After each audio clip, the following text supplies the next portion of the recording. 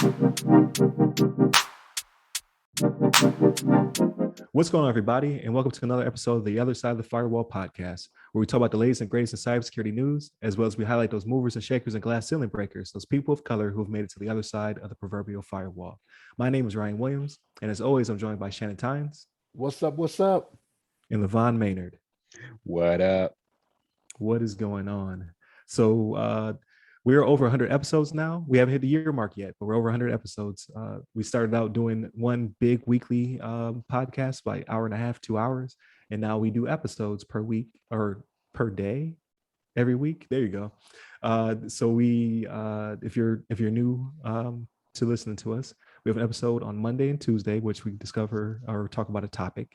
Like this week, Monday was about Apple and the latest emergency patch they had to push out because of their vulnerability to a 0-day and a no-click threat that's out there. Tuesday, we talked about the REvil decryption key that's out there by Bitdefender. So if you're impacted by REvil, or you know somebody who's impacted by REvil, there's a solution. There's a key out there that would decrypt their stuff. That was developed by Bitdefender. Make sure you go to the right website and then you pull on the right key, because I'm sure people out there are going to be trying to take advantage of this as well. And then on Wednesdays, we usually have a discussion. It could be talking about social media and our kids.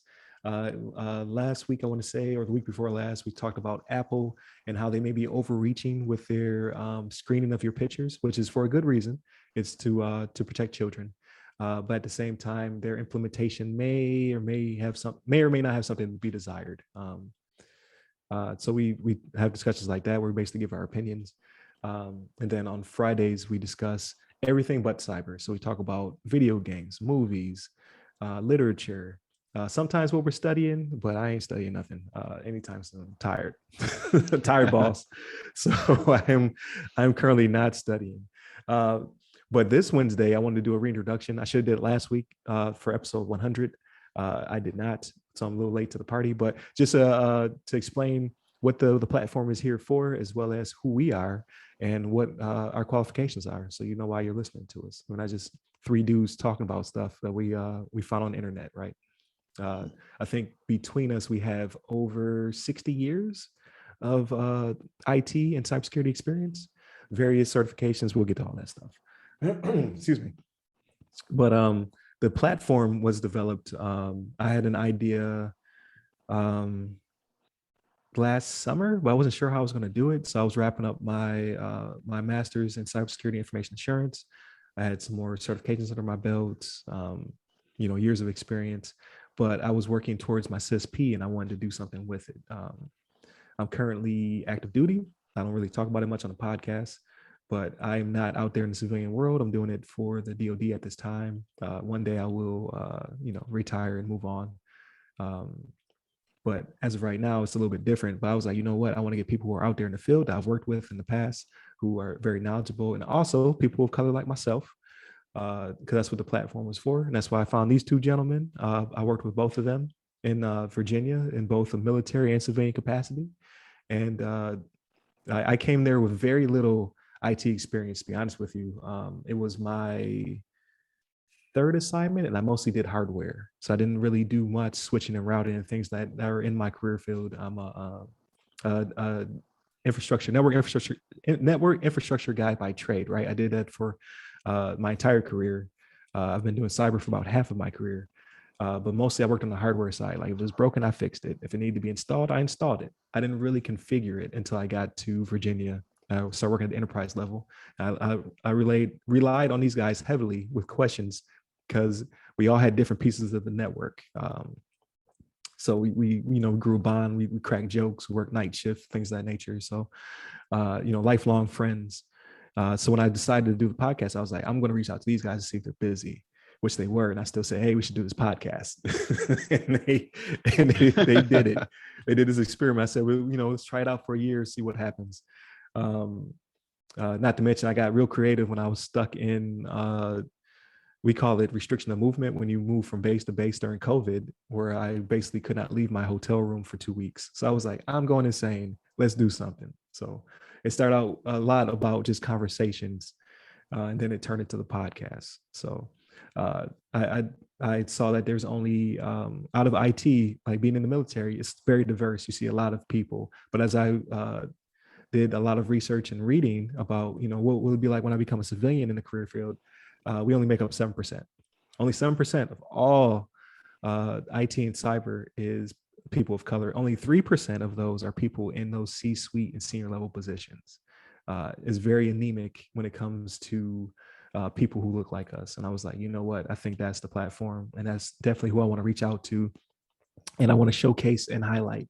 And since then, we've had 100, and I believe this is 104 or 105. Don't quote me, but we're over 100 episodes in, and we've had two guests that I've interviewed. Ms. Chelsea Pierre, former Air Force, so she's an Air Force vet, who is an entrepreneur out there doing great things in the teaching and the financing of smaller people of color, Black businesses out there in cyber and IT, and as well as Ms. Aisha Hollins, who is a VCISO, a PMP, amongst other things. She does a lot of training. She's going to start her own podcast shortly. So look out for her, and she is a wealth of knowledge. Please check out both those interviews. We have more in the pipe. It's really hard to coordinate with people because I am on the other side of the world. So I'm over here on Arabian Standard Time. So I'm like 7 hours ahead of East Coast and several hours ahead of these guys. So I wake up very early and they stay up very late, and that's how we make this happen. So that's very hard for guests. So if you are a person of color who is in one of those positions and or has a specific IT job and you like to come on the show, that is great. But now you have to work around my schedule. I apologize. So it hampers things, right? Because people have lives, things change on a dime, and to have to project so many hours in the future is very difficult. So we definitely want you on the show. We definitely will continue to try to get you on.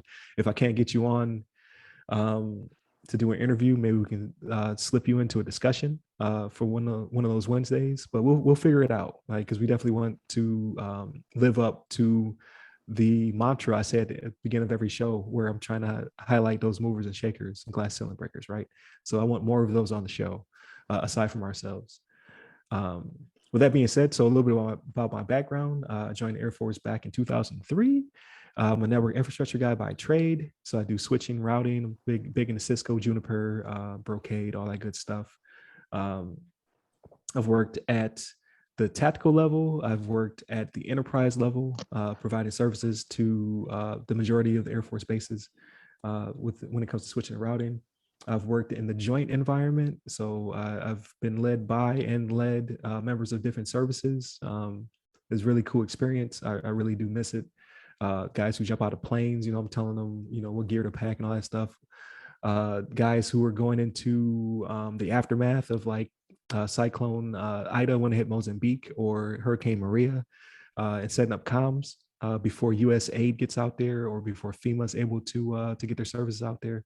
So joint tactical, like really bringing the comm to the fight type environment.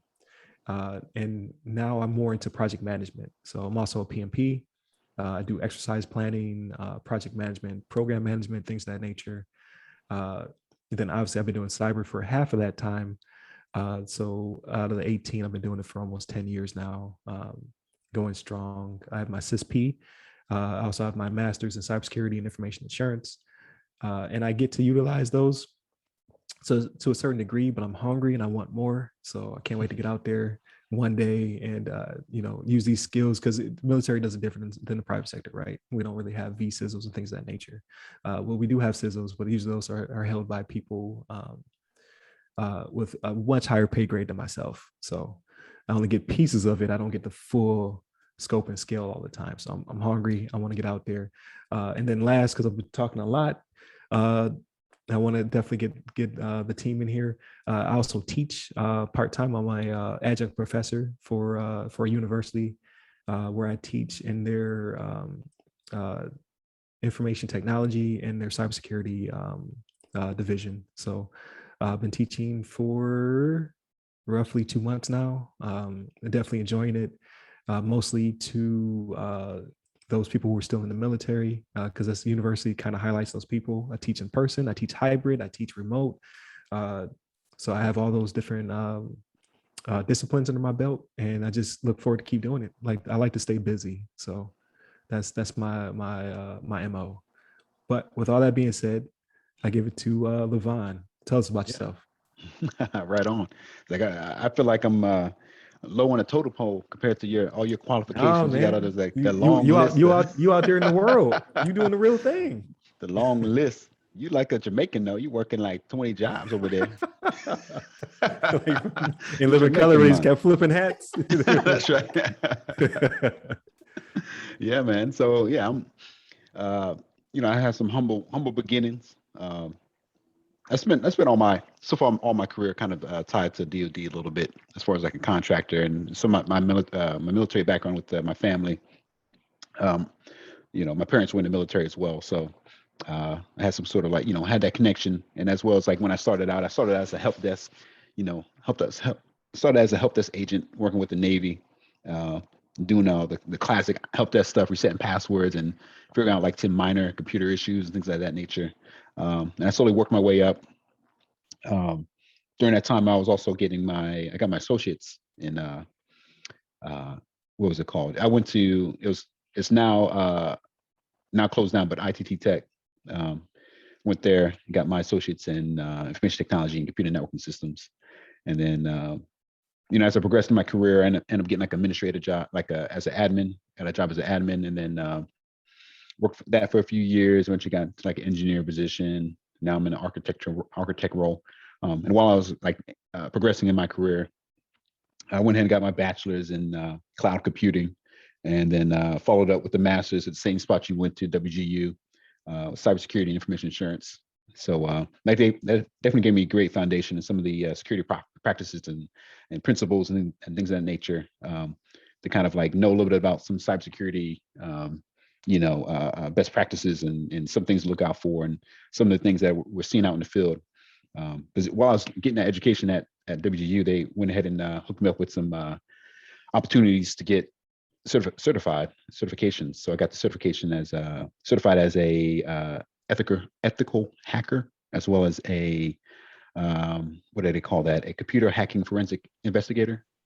So I thought those were some great courses to help me get a little bit more understanding as far as some of the things that happen in the background as far as the hackers and what they're looking for and some of their processes. And I even got a chance to play with some of the hacking tools to kind of get into some systems and kind of play around with some of these technologies and solutions they use to try to get into companies' environments. Obviously, I was good. I didn't touch anybody else's besides my own like test environment, so everything's good there. You don't have to worry about any what was it, the oil companies or Brazilian meat factories get Right. hacked. But I kind of got a little bit of understanding as far as how some of that stuff works. And then on top of that, I've got a bunch of Microsoft certifications. So I'm doing a lot of stuff in the cloud nowadays. So I've been kind of heavily kind of focused on that area, kind of driving building my skills with some of the cloud and Azure and all the cool stuff that's there. Because I feel like that's kind of the future. And I think we're seeing a lot of companies kind of shift that way. And I think that's going to be a big thing as far as security as well, kind of maintain that the security boundary while your stuff's not in your own data center, is being able to make sure that your stuff is still secure and not being able to be touched by some malicious actors. But yeah, with that, I have a bunch of other certifications. I spent I feel like half my life getting certifications, but besides that, I'm glad to be a part of the show with Ryan and Shannon here, being able to talk about some of the cybersecurity things that we're coming across, and obviously be able to uplift Black people in the community. And as you described, like 7%, trying to work to get that higher, get up to 10%, 20%, whatever we can get to uplift people of color and get them into some IT jobs. But I guess with that, I'll turn it over to Shannon if he has a couple words to say. I got a little bit, not as much as you guys, you know what I mean? But but I'll tell you like this. So like for me, I joined the military. I'm retired now, but I joined the military back in 1999, and I actually started out as a jet engine mechanic, and I cross trained a few years after that. And just like you, LeVon, when you're just starting out, guess where they put you? They put you on that help desk, right? Right, And that's right. where I started out at. I was doing the trouble tickets. It was um, going to military members and helping them with the stuff at their computers. You know what I mean? And then eventually, you move up from there, right? So you do two tier, you do system administration, Mhm. so just doing different type of Active Directory things. Did some stuff with Exchange. Um, got to operate some facilities that did some things when it came to like ranges and things like that. Doing all types of security, making sure that they're up to snuff and they're secure like they need to be, because threats are not something new. Even though the podcast has been on for not quite a year, threats were out there before that. There was always ways to get into these systems, but it was always one of those things where almost every job I've had, it's always been about securing, right? Like doing something to secure the systems and things of that nature. Um, did some time actually doing ComSec as well. Actually, when I went to Korea, that was one it was a little bit different. That's not so much like I don't want to say not so much a protection thing as the majority of my career was, but it was a unique experience. I'm glad I had it. Then after that, it was when I got to Virginia and met you guys actually. So being an operations controller and just making sure that everybody was doing what they needed to do. You know what I mean? Get my Mhm, hands out mhm. there and be like, "Hey, what Right. you got on this? What you got on this?" You know what I mean? Right. But no, it was a good experience. I do. There are some times, man, I really do miss Virginia. I got to be honest with you, man. It was some, that's when I watched some of my better movies. LeVon, you introduced me to some stuff that I'm just like, Right. I didn't even know that Right. was out there. Like, what is Right. what is this? You know what I The mean? black But dynamites and the yeah, yeah, machetes yeah. and but yeah, I've also done some stuff when it comes to monitoring management. I've used apps manager, netcool smarts, just monitoring of systems, making sure everything is operating as it should. Did some work with McAfee doing host-based security systems, making sure that they're secured and doing what they need to do. I've done ACAS, which is Nessus Tenable, which is a matter of finding vulnerabilities at our system, scanning systems to find the vulnerabilities and see what needs to be fixed, what needs to be done on those. Um, in my civilian life, I've been an information system security specialist. So it was kind of along the same lines of using HBSS and ACAS, to make sure systems are secured like they need to be, right? Make sure you find those vulnerabilities, get those vulnerabilities patched. Currently, I'm an information system security officer, so it's a matter of, when we talk about how we train people to do these things and what to do, what not to do. That's kind of what I do now. You know what I mean? Is members where I work, we have training with them. We have to do it annually, even, you know what I mean? We have to do it every year just to make sure everybody stays on top of what they need to do. But just making sure they're doing what they need to do. Um, Securing systems, submitting the systems for accreditation to have authority to operate on different networks. Um, but that's kind of where I've gone. Some certifications along the way. You know what I mean? Uncle Sam takes care of you in that aspect. You know what I mean? But I am currently studying for my CSP. Just like Ryan, don't ask me if I studied anything because I didn't study anything this past week. So we get it out the way now. We don't have to wait till the next episode. I'm telling you now, I didn't study. But yeah, that's kind of my career in a nutshell. I mean, that's the big overview, But yeah, that's how I've done it, and I actually like doing it. You know what I mean? It's one of those things where I got to be honest with you. When I retired, I was like, I got all these years with these experiences of things that I'm like, man, I don't know if I really want to do that anymore. And then as I started doing it in the civilian world or as a contractor, I was like, you know what? I don't mind this too much. You know what I mean? So Mm. it was one of those things where, after doing it for so long, it's like, do I want to change? And then you do it in a different capacity at a different level. And you're like, yeah, I could do this for a little bit longer. So yeah, I do enjoy it. And I definitely enjoy the podcast. It's the highlight of my week. You know what I mean? So this is always fun. This is always a good time. But that's pretty much me in a nutshell. All right, that's what's up. So they're over here trying to get brownie points. When we blow up, they want to get paid. Apparently, That's not going to happen. It's not your contract. Work for free. Thank you. Hey, y'all hear this? Y'all hear this? So if y'all see me and LeVon go on Just Judy, like you'll know why. Right. Like hey, that's what they signed. Nothing. So this is public access. All right, this is what's happening. Talking to the people for free. No, but as you can see, like we have a wealth of knowledge, right? I'm nearing 20 years. Shannon's over 20 years now. I think LeVon is probably 20, if not just like me, nearing 20 years Yeah. of IT. So a wealth of knowledge in totally different sectors. Like, so you're getting a pretty, I believe, a pretty good dynamic. Could we squeeze a fourth or fifth person here? Yes, but I keep it with the three of us because I think this gives us the best scope for any given topic, right? Like if it comes to networking, that's my bread and butter. We can talk about that. Comes to exchange and cloud, you got LeVon. Comes to vulnerability assessment, and as just everything else that involves, which I did not know how big that was until I started pursuing my cyber degree.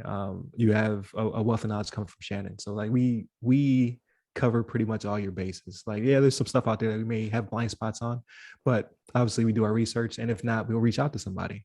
I hope to in the future have people on for the discussion though. I think that would be pretty cool to have a panel for just to get a different perspective, right? To have Ms. Hollins or Ms. Pierre, or there's another gentleman who reached out. He's in the threat hunting. He wants to jump on. I can't remember his name on top of my head. Please excuse me if you listen to the podcast, but we are receiving your messages, and we definitely want to get you guys on the podcast as well. But for primarily, this is the crew. So I definitely wanted to reintroduce us, just show scope and scale. And that, like, if you listen to the first intro and where we're at now, the things have definitely progressed. Like, we're always improving our skills and getting better at our new craft of podcasting. So I definitely like to listen to old episodes to see where we're at. Just the intro. Like I've been struggling for almost a year. It's way better now. But just stuff like that, and just able to express ourselves and what we, and we might not always get it right. Like I might say something that doesn't quite make sense when it comes to their career paths, and they can correct me, and vice versa. So you definitely have those checks and balances as well. So please send us your questions, because I know you have questions. I used to get them quite regularly on LinkedIn. Are you trying to break an IT? Let us know. You trying to break an IT and like what you're kind of going for. I've tried to help people who are going for like being a masseuse or being a history teacher that want to jump in IT. Like it's definitely opening up. We talk about it every week. We try to get a good episode in where we talk about how either the private sector or the government or just people investing in these smaller pockets of people of color when it comes to building new headquarters in Atlanta, or giving scholarships to HBCUs and things of that nature. Like it's expanding, it's getting bigger, and then we will, like LeVon said, we'll go from 7% to 10% to 70%. I'm taking over IT. But it's blowing up, right? So we definitely want to help you if you're trying to jump on board. It can be kind of scary. Just in teaching, I'm starting to notice that people just are kind of weary of technology, even though they use it every day. So it's just a matter of getting past those obstacles, and then you could be, you could work your way up from being something totally out of the spectrum to, putting in 5-10 years and becoming an SSP. Like you could be on top of your game when it comes to cyber. You just have to jump in and then work your way up, right? So I think this was good. I think it's the longest episode this week, actually. So always a good discussion. Thank you, LeVon. Thank you, Shannon. Thank you for sticking in there for over 100 episodes, working our way towards the year mark. Just continue to tune in and listen to us. We'll continue to make this happen. Watch us, like, share, subscribe, all that good stuff. Definitely hit up the YouTube because we get great analytics from that. Definitely hit us up on the podcast. We're pretty much every platform that you care about. If we're not, please reach out to me. We'll get you there. We're on Spotify, Anchor, Google, Amazon. Obviously, I think I said Apple. Apple being the biggest one. Breaker, Beaker, bunch of crazy podcast platforms out there. We're on all of them. But if you want to watch our beautiful faces, also tune into the YouTube, right? Where you get a different perspective. They get to actually see us. I'm working on the thumbnails because I heard the thumbnails is holding me back. So I'm working on the thumbnails to make it look prettier. But the content is here. All right. So definitely stick in there, tune in. And then definitely listen for Fridays where we talk about everything but cyber. So cyber's not your thing, but you just want to hear us talk about everything else because we have some pretty good opinions about the other stuff as well. Tune in. So I think I'll wrap it up. So hit the website, www.theothersideofthefirewall.com. Hit me up personally. I'm on Clubhouse, LinkedIn, TikTok, and Twitter at RY Security Guy. That's RY Security Guy. And you, LeVon? Hit me up on the Twitters at LeVon Maynard.